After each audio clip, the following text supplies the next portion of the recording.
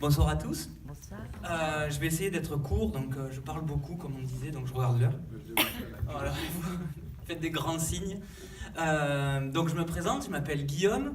Je pars en tour du monde à partir du... Enfin, autour du monde, parce que les enfants m'ont demandé mais tu fais pas tous les pays du monde, donc c'est pas un vrai tour du monde. Donc je pars un an autour du monde. Et si je me retrouve ici à vous présenter mon projet, c'est parce que même si c'est un projet éducatif, je vais le voir à travers mon regard de malvoyant. Tout a commencé en fait, pour faire simple, quand j'avais 15 ans. J'en avais marre de me faire taper sur la tête par ma mère et ma grand-mère en me disant « Tu lis le journal de trop près, tu vas t'abîmer les yeux ». Et du coup, on est allé voir un premier ophtalmo qui m'a dit qu'a dit à ma mère, parce que quand il y a quelqu'un qui a un problème, on ne lui parle plus directement, on parle à une tierce personne, qui a dit à ma mère « Mais votre fils est en train de devenir aveugle ». Donc, j'ai été un peu surpris et je suis allé demander un autre avis. Et ouf, finalement, je n'étais que porteur de la maladie de Stargardt, qui est une maladie de dégénérescence de la macula. Donc en fait, ma vision périphérique est intacte, c'est ma vision centrale qui est touchée, et malgré mes lunettes, j'ai un peu moins de 2/10 pour vous deviner. Je vois des formes, en fait. Je dis que quand je regarde un paysage, je le vois comme un peintre impressionniste. C'est ça. C'est un peu ça, je vois des formes. Mais mon projet de Tour du Monde ne devait pas initialement parler de handicap. J'ai fait des études pour être professeur d'histoire-géographie. Je me suis réorienté dans l'ingénierie culturelle. Et pour tout ce qui a guidé chacun de mes projets dans ma vie, c'était le partage en fait. Donc j'ai d'abord voulu partager ce que j'apprenais en histoire géo avec des enfants. Puis quand j'ai lamentablement échoué au CAPES, je me suis réorienté. Je voulais être médiateur culturel. Je voulais travailler dans les musées et faire comprendre les œuvres d'art aux enfants. Donc en master, une prof m'a dit « Mais Guillaume, t'es malvoyant, tu sais qu'il n'y a pas grand-chose qui est fait dans les musées pour les malvoyants. » Donc je suis devenu consultant, en fait, j'ai aidé les musées à faire comprendre les tableaux à des aveugles, la musique à des sourds, et à rendre la culture accessible à tout le monde. Donc j'ai voulu tout le temps partager ce que je faisais, et quand je me suis dit que j'avais 30 ans, que j'étais célibataire, que j'avais une entreprise depuis 5 ans, et qu'il était temps que je voyage un peu, que je vois du paysage, il était hors de question pour moi de faire un concours de selfies sur Instagram où je mettais mes pieds à tous les coins du monde sur les plus belles pages, que j'irais voir quand même au demeurant.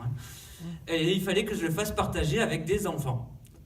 Donc j'ai décidé de contacter l'école primaire dans laquelle j'ai grandi, à Saint-Étienne-du-Grèce.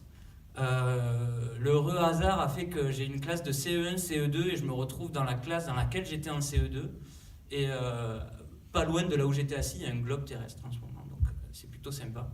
Et donc, j'interviens dans cette classe, puis dans un collège à Saint-Martin-de-Crau. J'interviens tous les vendredis depuis la rentrée scolaire avec les élèves pour parler de ce qu'on a appelé la géofabulerie. Donc ensemble, on est en train d'étudier la géographie de manière ludique et créative. Ça a porté ses fruits parce que j'ai voulu faire le test avant de venir ce soir. Aujourd'hui, je les ai interrogés et les CE1, au bout de 2 mois, savent déjà tous placer les continents et les 12 pays que je vais traverser sur une carte. Donc c'est déjà pas mal. Normalement, c'est début du programme de CE2, fin du programme de CE1. Donc, ils vont m'accompagner tout au long de mon voyage. Donc, pendant ces cours, en gros, je leur ai demandé de faire des exposés. Parce qu'il faut bosser, quand même. C'est le but. Donc il y a 24 enfants, je traverse 12 pays, donc 2 enfants par pays, et chacun devait relever des curiosités. Donc la Grande Barrière de Corail en Australie, les dragons de Komodo en Indonésie, le Machu Picchu au Pérou. Et à partir de ces curiosités, je me suis dit, vu que vous ne pouvez pas vous déplacer, là, moi, avec mes yeux, je vais, malgré leurs problèmes, je vais être... votre ouverture sur le monde. Donc je vais aller voir tout ce que vous me demandez d'aller voir. Donc on fait ces exposés et puis on étudie bien d'autres thématiques. Je leur ai appris à faire un sac à dos comme un Rangers, donc en roulant les vêtements. Et vu que le Grèce est un petit village, j'ai fait un lien avec c'est une autre passerelle vers le handicap, avec une petite enfant qui est capucine, et donc qui est atteinte d'une maladie qui est CDKL5. C'est tellement rare qu'elle n'a même pas un vrai nom. Donc c'est une petite qui est polyhandicapée et qui donc est déscolarisée. Donc je me suis dit que j'allais la prendre dans mes bagages et on est en train en ce moment de faire un drapeau avec les enfants que j'irai présenter dans tous les coins du monde. Donc aujourd'hui par exemple avec les enfants, on a travaillé sur le handicap, la déscolarisation et donc le droit des enfants à l'éducation. Donc voilà, la géofabulerie ça mène un peu loin. Donc je mets en place ce projet, je vais être leur correspondant. En rentrant, on va mettre en place une exposition tous ensemble à Saint-Étienne-du-Grèce. Alors pareil, pas pour que je montre mes pieds, qui sont très beaux au demeurant, mais en photo dans une salle, mais pour expliquer notre démarche, ce que ça leur a apporté et en quoi c'est intéressant de montrer que quand on étudie par exemple les modes de vie, qui est au programme de CE1, CE2, quand on tape mode de vie sur Eduscol, on voit les marchés flottants au Cambodge. Les enfants, pour illustrer leur leçon, ils auront mes photos, les photos du guignol qui est venu leur faire des ateliers pendant toute la première partie de l'année. Donc voilà ce que je fais avec l'école du Grèce. Avec Saint-Martin-de-Crau, je les vois un peu moins, mais eux c'est beaucoup plus sérieux parce qu'ils vont devoir présenter le projet qu'ils sont en train de monter pour leur brevet des collèges, parce que donc je pars du 3 janvier au 20 décembre. Je pars juste après les fêtes de Noël pour la famille dire « Ah, j'ai pas d'argent ». Je reviens juste avant pour dire « J'ai plus d'argent ».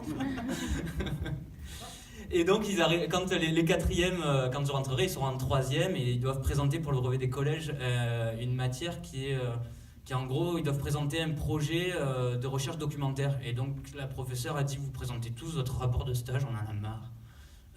Comme elle a entendu parler de mon projet, elle a dit vous allez présenter ce projet.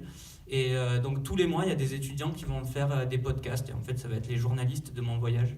Ça me permet d'aborder différents cours aussi, différentes thématiques. La géofabulerie encore. On va travailler sur la hiérarchisation de l'information, sur le croisement des sources, sur comment faire une interview. Et donc voilà.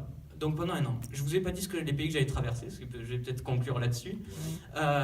Donc je commence en Thaïlande, j'ai fait la Thaïlande, le Laos, le Cambodge, le Vietnam, l'Indonésie. Si je ne me fais pas manger par un dragon de Komodo, je vais aller en Australie.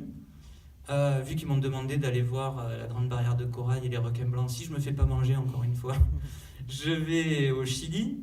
Grâce à mes amis qui, pour mes 30 ans, m'ont offert l'île de Pâques en voyage, je vais pouvoir faire un petit saut jusqu'à l'île de Pâques pendant mon séjour au Chili. Puis j'irai en Bolivie, au Pérou, en Colombie, au Costa Rica et je finirai aux États-Unis. Donc c'est un parcours costaud, un mois par pays, 12 mois, 12 pays.